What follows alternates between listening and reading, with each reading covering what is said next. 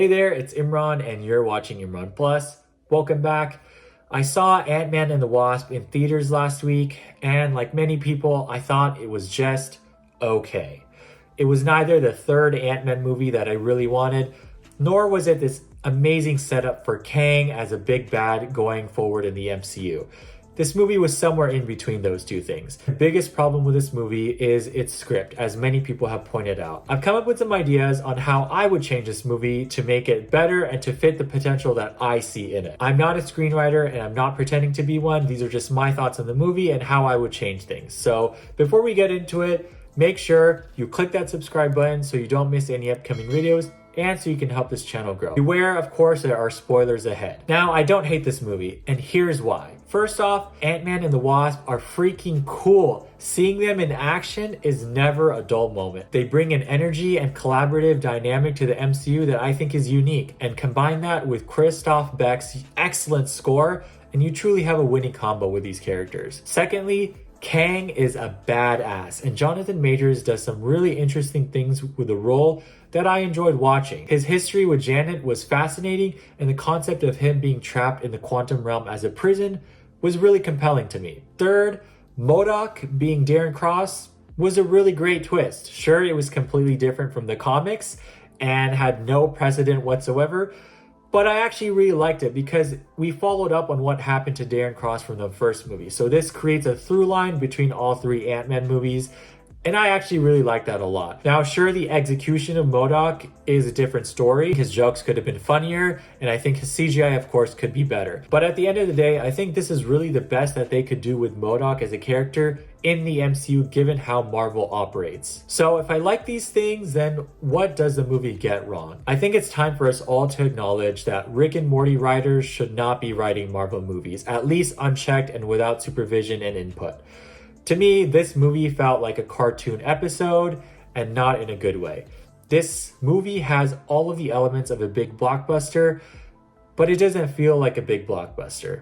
And that's a problem. So let's talk about how I would improve this movie and what things I would change specifically. First off, I think that recasting Cassie was a mistake. Right off the bat. No disrespect to Catherine Newton, who takes over the role in this movie, but there's nothing that she did that I felt Emma Fuhrmann, who played Cassie in Avengers Endgame, couldn't do. And honestly, maybe even do better. The reason I feel that way is because I didn't feel any real father-daughter connection between Cassie and Scott, played by Catherine Newton and Paul Rudd. To me, it was clear that Marvel recast Cassie specifically with young Avengers in mind, without regard to whether or not the actress would work in Quantumania. And unfortunately, for me, she doesn't work at all. Her line delivery felt flat, and none of her moments landed with my audience. None of them. And that was very awkward. Secondly, I'm not a fan of the quantum realm design, specifically the Star Warsification of it all.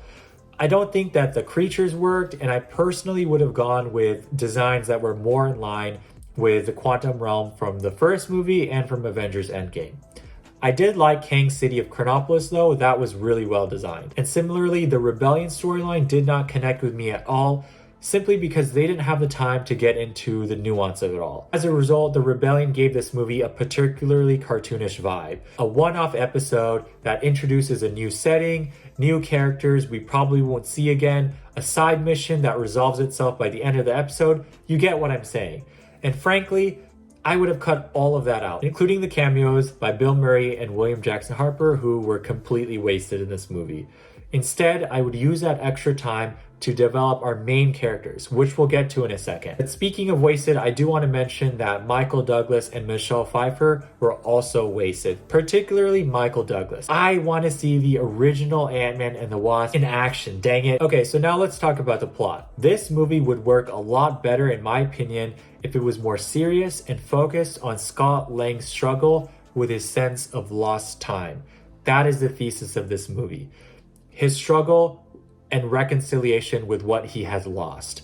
And there's a really great line in the movie about you don't have to win, or we don't have to win, we just both have to lose, that I think really encapsulates what this movie should have been about. The beginning and ending of this movie with Scott's narration are the best parts of the movie and are most in line with the tone of this trilogy.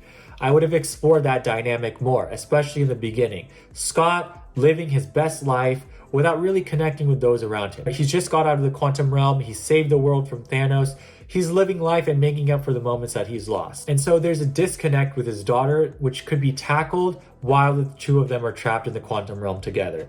And as we dig into the trauma of the blip and its effects on their relationship, we'd grow to understand how valuable the time Scott lost with Cassie truly was, which would then make for a really compelling moral dilemma when Scott is faced with a choice of making a deal with Kang for more time. Put a pin in that because we're going to come back to it. But meanwhile, you contrast Scott's situation with Janet's storyline in the quantum realm with her husband and daughter, reconciling her dark and mysterious past and introducing the audience to Kang the Conqueror, who is going to be an MCU level big bad. This sets up a fascinating parallel between Scott and Janet, who operate as the thematic main characters in this film, as they are both connected to each other through the passage of time. Both have been trapped in the quantum realm and both have lost valuable time, and now both have dealt with Kang. Thus, we truly have a film about Ant-Man and the Wasp, aka Scott Lang and Janet Van Dyne. So I keep the setup the same. They're playing around with this quantum device and get sucked into the quantum realm. But this time, there is no rebellion. Instead, Scott and Cassie are simply trapped on the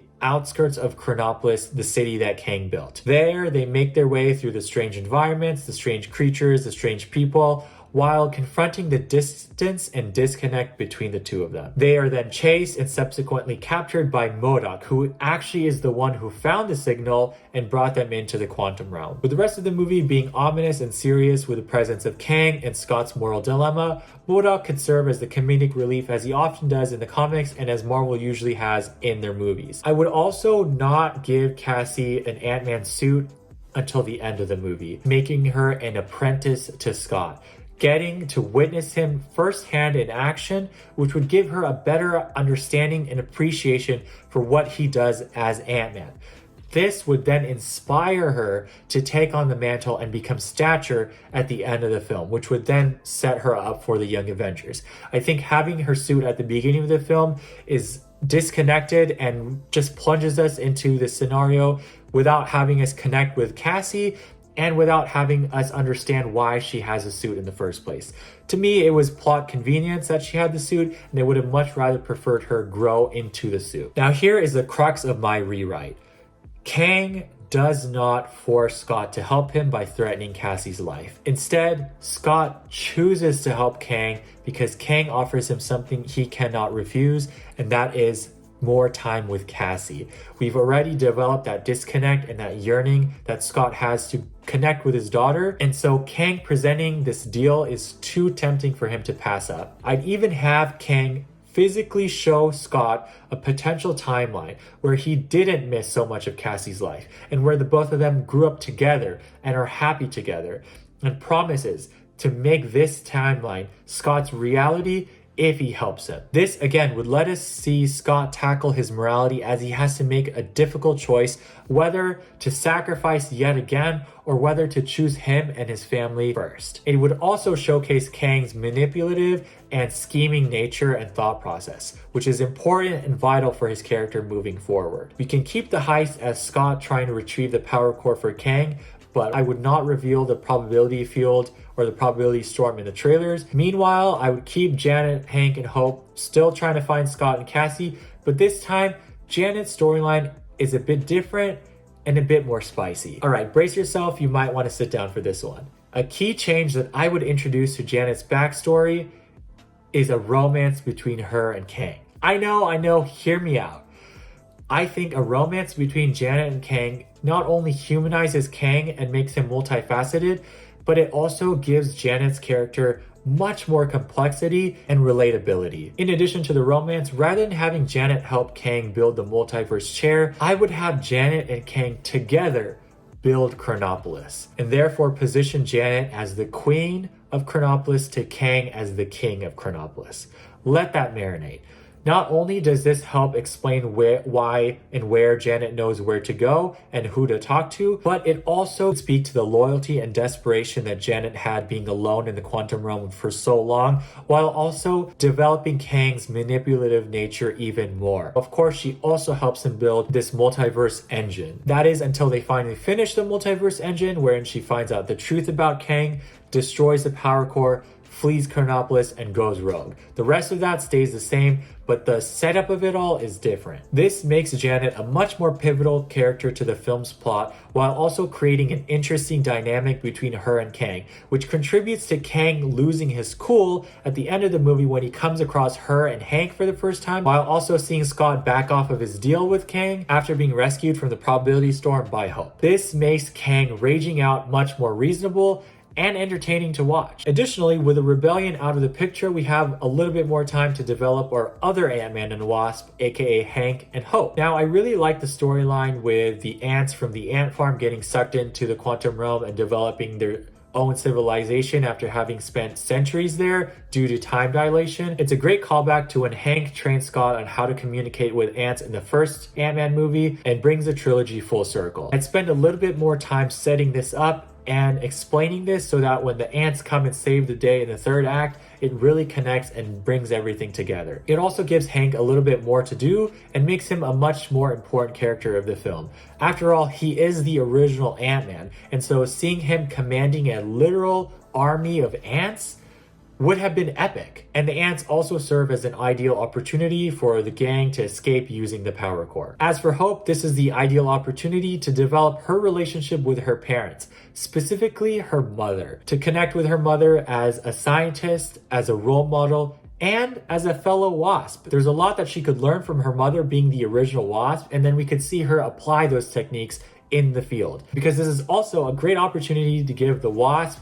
much more action scenes. This movie needs more action, and I think the Wasp is a great character to make that happen. She can be the muscle for Hank and Janet as they navigate Chronopolis and try to find Scott and Cassie. I would also still make her save Scott from the probability storm because that was a really cool sequence. It reminds us that Hope and Scott are a really good pair and they work well with each other and have each other's backs. And then after saving Scott, she can fight alongside with him against Kang. However, at the end of the film, instead of Hope coming back to rescue Scott and prevent Kang from escaping, it should be Janet who comes back in order to really bring this movie full circle and to complete her arc. Janet comes to the rescue and saves Scott, pulls him out of that situation, and outmaneuvers Kang, trapping him in the quantum realm yet again. And I would favor an open ending because that would make Scott's monologue and narration at the very end that much more effective, because it leaves us all questioning whether or not everything truly is okay and whether or not they are truly safe from Kang. And that would then make the end credit scene about Immortus and the Loki season 2 scene with Victor Timely that much more interesting and exciting, because we know that this is not the end of Kang. We leave him in a questionable place, and we leave him having learned so many interesting things about him. That's the most important thing, to have some serious character development for not only Kang, but our main characters, Ant-Man and Janet in particular. So that's how I would rewrite Ant-Man and the Wasp Quantumania. What do you think of my changes? What do you think of this new storyline that I've come up with? Do you like it? Do you prefer what you got in the original movie? And what did you think of Ant-Man and the Wasp Quantumania? Did you enjoy it, or did you think it was just mid? Share your thoughts in the comments below. Thank you so much for watching. Let me know if you enjoyed this video. Lots more videos coming, but in the meantime, make sure you like this video and subscribe. Click that bell icon so you don't miss any upcoming videos, and don't forget to share this video with your friends and fellow movie enthusiasts. I'll see you in the next one. Bye for now.